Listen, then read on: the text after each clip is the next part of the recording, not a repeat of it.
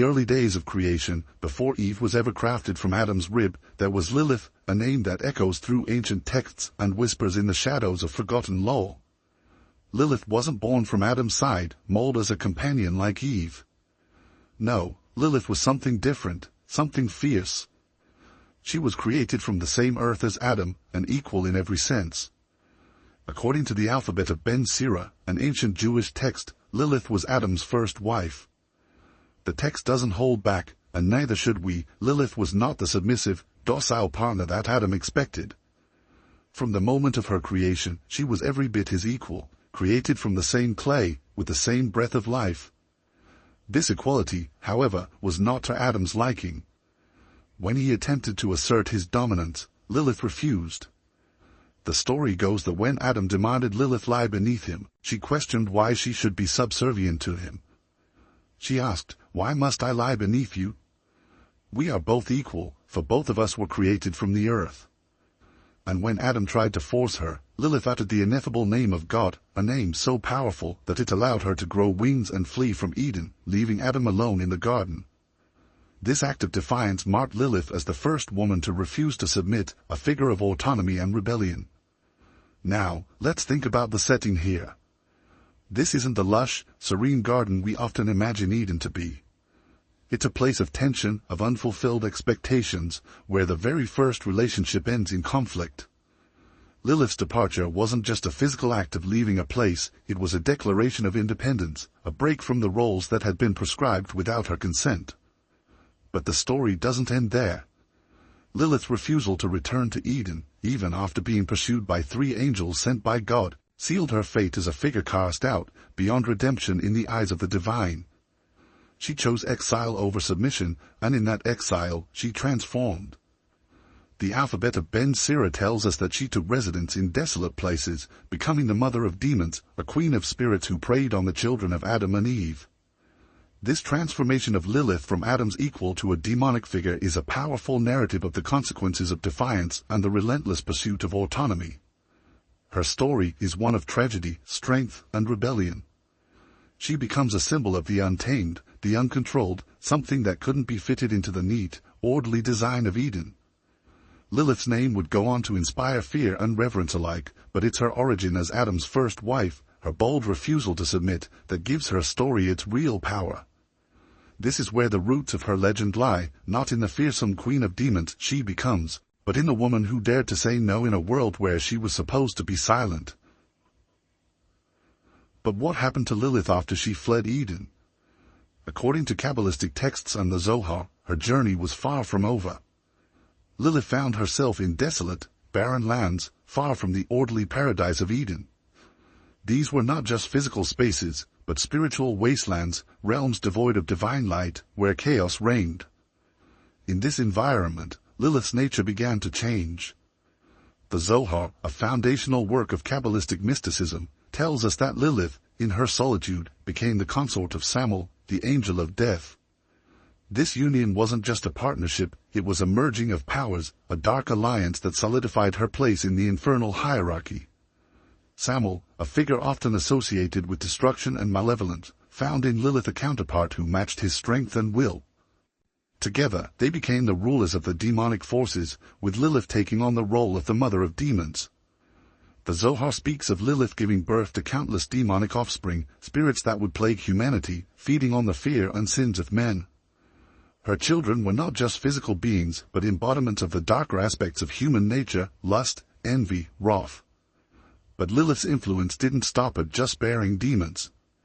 She became a seductress, a figure who would lure men into sin, particularly targeting those who were alone or vulnerable.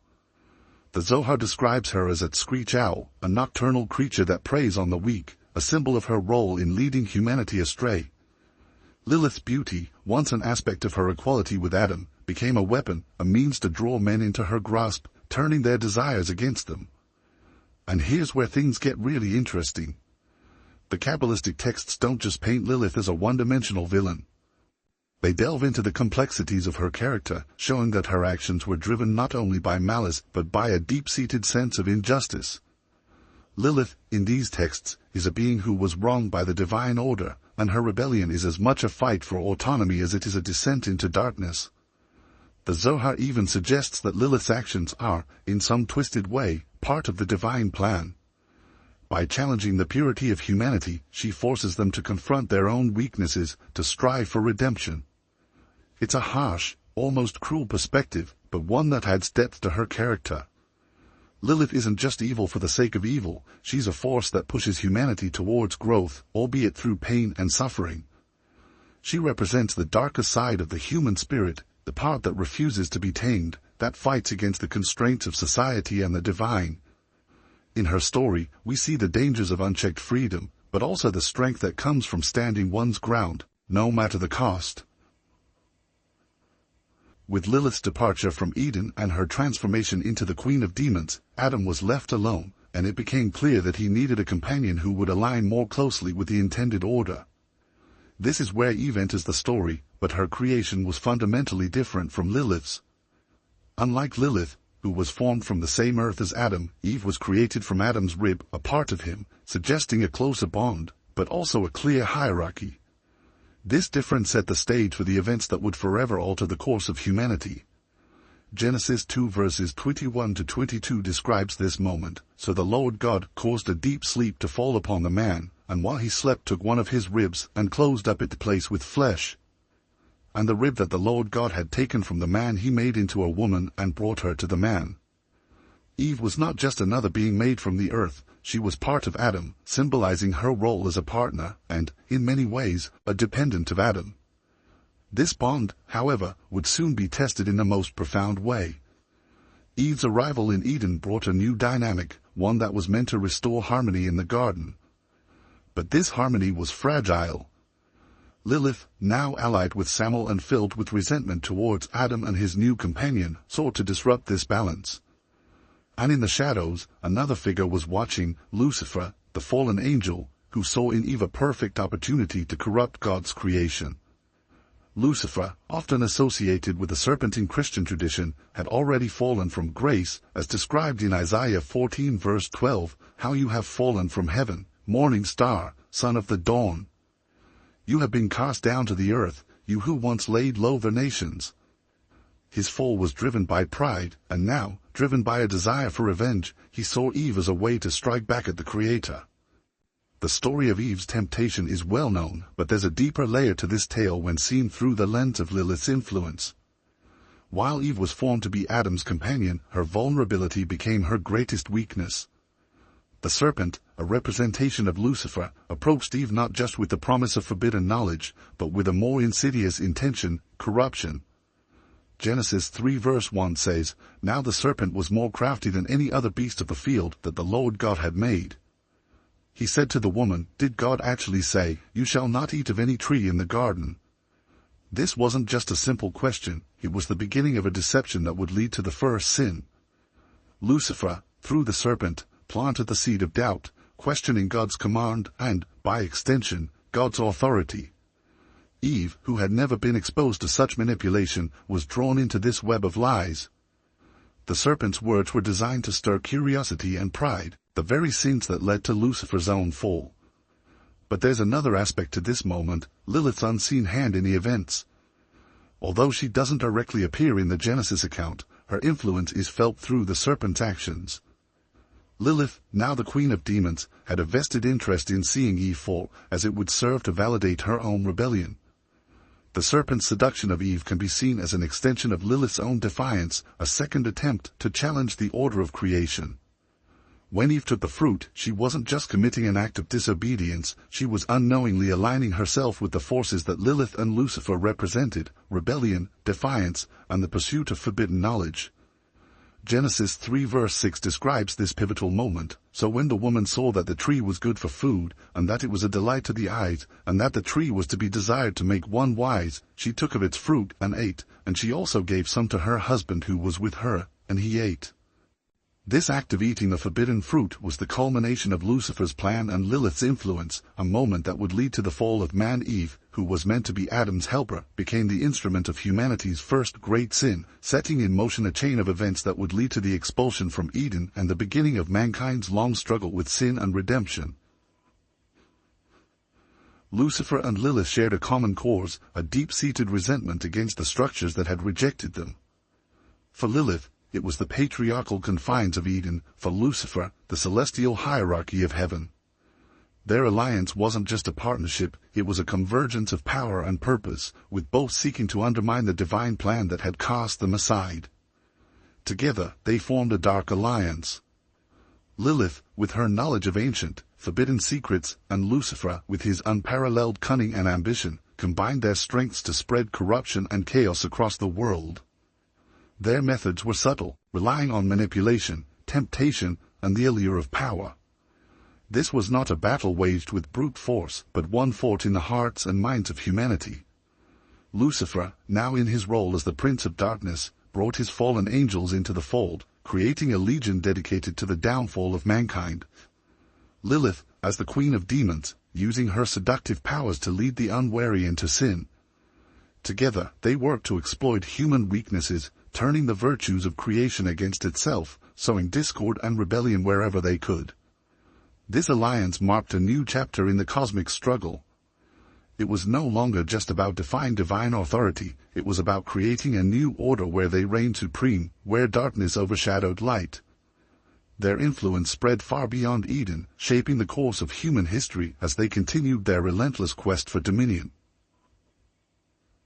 While the serpent's deception of Eve in the Garden of Eden is well known, there's a deeper layer to this event that comes to light when we delve into apocryphal texts and Gnostic writings. In these ancient texts, we find hints that Eve's temptation was not just a momentary lapse in judgment, but part of a much grander, more sinister plot. The Gnostic text The Hypostasis of the Archons offers a unique perspective on this event. According to this text, the serpent, often interpreted as Lucifer, was not merely tempting Eve with the forbidden fruit, but was attempting to implant a seed of divine knowledge within her, knowledge that would challenge the authority of the demiurge, the false god who, in Gnostic belief, created the material world. The Apocalypse of Moses, another apocryphal text, adds further layers to this narrative. Here, Eve is portrayed not just as a victim of deception, but as someone who was seduced by the promise of becoming like the gods. This seduction wasn't just physical or intellectual, it was spiritual. The text describes how the serpent approached Eve with a cunning blend of truth and lies, offering her the fruit as a means to unlock hidden wisdom. Your eyes shall be opened, and you shall be as gods, knowing good and evil. Apocalypse of Moses 19:3. But there's more to this seduction than just the promise of knowledge. The Gnostic text The Gospel of Philip presents an even more provocative idea, that his encounter with the serpent was not purely symbolic, but involved an actual union between them. This union, according to the text, resulted in the birth of Cain, who is portrayed not as Adam's son, but as the offspring of a darker, more powerful entity. The rulers took Adam and Eve and put them in paradise. They commanded them not to eat of the tree. Yet their intention was to have them eat of it and be defiled. Gospel of Philip 66:20. This narrative challenges traditional interpretations of the fall, suggesting that the true corruption of humanity began not with the eating of the fruit, but with this forbidden union. Cain, therefore, becomes a symbol of this corruption, a child born not just from sin, but from a deliberate act of rebellion against the divine order. His lineage, marked by violence and strife, reflects the ongoing influence of Lucifer and Lilith's dark alliance. In these texts, Eve is portrayed as a pivotal figure in a cosmic battle between light and darkness. Her seduction by Lucifer, whether through the serpent or in more intimate terms, represents the moment when humanity's innocence was lost, and the world was set on a path toward inevitable conflict. This moment wasn't just a fall from grace, it was the beginning of a struggle that would define the human experience, a struggle between the forces of creation and the powers that seek to subvert it. The Genesis Apocryphon, an ancient text discovered among the Dead Sea Scrolls, offers a fascinating yet unsettling insight into the origins of Cain, suggesting that his birth was not a simple consequence of Adam and Eve's union, but rather the result of a much darker encounter. According to the Genesis Apocryphon, Eve, after her encounter with the serpent, conceived and bore Cain. This text hints that Cain's true paternity was not of Adam, but of the serpent, who in many interpretations is identified with Lucifer. This notion is further supported by other pseudepigraphal texts, which imply that Cain was marked from birth, not just physically, but spiritually, as the offspring of a being who was in direct rebellion against God. One such text, the Apocalypse of Adam, provides a cryptic yet revealing account. It describes how Adam, after the birth of Cain, realized that this child was different, that his very nature was tainted by the influence of something other than the pure breath of God. And Adam knew his wife again, and she bore a son, and he called his name Seth, for God, said she, hath appointed me another seed instead of Abel, whom Cain slew. The Genesis Apocryphon expands on this by detailing Adam's growing suspicion and eventual realization of Cain's true origins. Adam, aware that something was amiss, saw in Cain a reflection of the serpent's cunning, a being who carried within him the seeds of discord and violence. This is not just a tale of familial betrayal, it is a narrative of cosmic significance, where the birth of Cain represents the physical manifestation of the rebellion that began with Lucifer and Lilith. The idea of Cain as the progeny of Lucifer also explains the rapid descent into violence and sin that follows his birth. Cain, driven by jealousy and anger, commits the first murder by killing his brother Abel. The pseudepigraphal texts suggest that this act was not just a crime of passion, but the inevitable outcome of Cain's corrupted nature, a nature inherited from his father, the serpent. Cain's lineage, therefore, becomes a lineage of strife and conflict, a bloodline marked by a constant struggle against the divine order. The Book of Jubilees, another pseudepigraphal text, further explores this idea by tracing the descendants of Cain, who are depicted as builders of cities, creators of tools, and inventors of various arts, yet always with a shadow of violence and corruption hanging over them. Cain's bloodline, it suggests, is one that is destined to clash with the descendants of Seth, the son whom Adam and Eve bore after Abel's death, as a replacement for the lost innocence of their first son. The Genesis Apocryphon and other pseudepigraphal writings thus present a Cain who is far more than just the first murderer. He is the embodiment of the consequences of the cosmic betrayal that began with Eve's seduction, a living reminder of the union between humanity and the forces of darkness that sought to undermine the divine plan from the very beginning. Lilith, now the queen of demons, and Lucifer, the fallen angel, didn't just set their sights on the early days of creation, their reach extended far beyond, into the hearts and minds of humanity for generations to come. Their legacy is not just in the direct actions they took, like the seduction of Eve or the birth of Cain, but in the pervasive influence they left on the world, a world that would forever be caught between the forces of light and darkness. Throughout history, Lilith and Lucifer have been depicted in various ways across different cultures and religious traditions. In Jewish mysticism, Lilith became a symbol of the dangers of unchecked female autonomy, a cautionary tale about the consequences of defying established norms. In Christian tradition, Lucifer's rebellion became the ultimate example of pride and ambition gone awry, a story meant to illustrate the perils of challenging divine authority. But their influence goes deeper than mere allegory. The Book of Enoch, an ancient text that delves into the mysteries of the fallen angels, describes a world where the offspring of these rebellious beings, the Nephilim, wreaked havoc on the earth, spreading violence and chaos wherever they went. While Lilith and Lucifer may not be directly mentioned in this context, their legacy can be seen in the way these texts portray the ongoing battle between the divine and the demonic, a battle that humanity is caught in the middle of. This struggle is not just external, it's internal as well. The influence of Lilith and Lucifer can be seen in the way humanity grapples with its darker impulses, pride, lust, envy, and the desire for power. These are the very traits that led to the downfall of these two figures, and they continue to be the stumbling blocks for humanity today. The story of Lilith and Lucifer is a reminder that the struggle between good and evil is not just a cosmic battle, but one that takes place within each of us. Their legacy is also reflected in the way these stories have been passed down through the ages, evolving and taking on new meanings with each retelling. Lilith, once a symbol of rebellion, has been reinterpreted in modern times as a figure of empowerment, a representation of the fight for equality and autonomy. Lucifer, once the ultimate villain, has been viewed by some as a tragic figure, whose fall was the result of a flawed but relatable ambition. In the end, the story of Lilith and Lucifer is a testament to the complexity of the human condition. It's a story that challenges us to think about the choices we make, the paths we take, and the consequences of our actions. Their influence reminds us that the struggle between light and darkness is not just a story from ancient times, but an ongoing battle that each of us must face in our own lives. Thank you so much for watching this video and taking the time to explore this fascinating story with us. If you enjoyed this content, please don't forget to like, comment, and subscribe. Your support means the world to us, and God bless us all.